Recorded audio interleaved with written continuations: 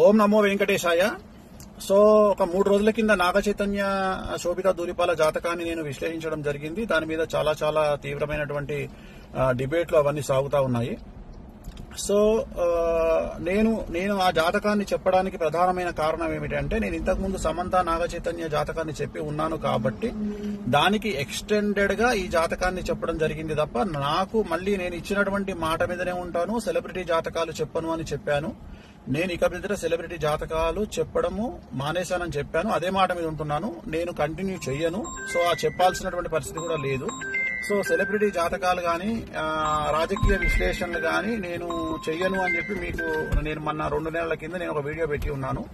So దానికి ఎందుకు నేను చెప్పాల్సి వచ్చింది అనే క్లారిటీ ఇస్తా ఉన్నా. ఎందుకు చెప్పాల్సి వచ్చింది అంటే, దాని ఎక్స్టెండెడ్ గా నేను చెప్పడం జరిగింది. దాని ఎక్స్టెండెడ్ అంటే సమంత నాగ చైతన్య అది జరిగింది కాబట్టి నేను దాని ఎక్స్టెండెడ్ గా నేను చెప్పడం జరిగింది. సో ఇప్పుడే నాకు మంచు విష్ణు గారు మాట్లాడినారు.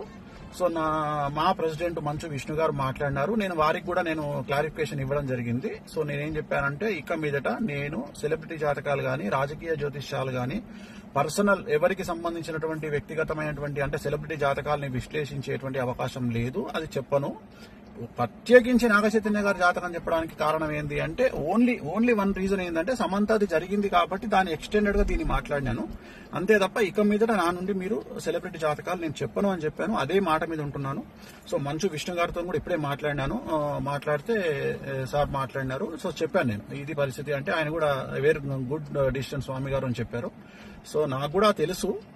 కానీ ఈ ఒక్కటి చెప్పడానికి కారణం ఏంటంటే, ఆల్రెడీ జరిగింది కాబట్టి దాన్ని ఎక్స్టెండెడ్ గా ఇది మాట్లాడాను. సో ఇక మీదట నేను సెలబ్రిటీ జాతకాలు చెప్పను అనే మాట మీదనే ఉంటున్నాను. నేను ఎక్కడ సోషల్ మీడియాలో వేరే వాళ్ళ జాతకాలని విశ్లేషించే ఉద్దేశము నాకు లేదు. నేను ఇక మీదట పెట్టను. విష్ణు గారు కూడా వచ్చిన తర్వాత కలుద్దామని చెప్పినారు. సో ఇది నేను నా సోషల్ మీడియా ప్లాట్ఫామ్ ద్వారా నేను చెప్పాలనుకుంటున్న విషయము. ఇది డిసిషన్ అయిపోయింది. నేను ఓన్లీ బికాస్ ఆఫ్ అది ఎక్స్టెన్షన్ కాబట్టి సమంత ఇష్యూ, అందుకని చెప్పాల్సి వచ్చింది. అంతే తప్ప ఇక మీదట నా నుండి ఇలాంటివి మీరు ఎక్స్పెక్ట్ చేయలేరు. నేను చెప్పను కూడా. ఎలాంటి సెలబ్రిటీకి సంబంధించినటువంటి చెప్పాల్సినటువంటి పరిస్థితి నాకు లేదు.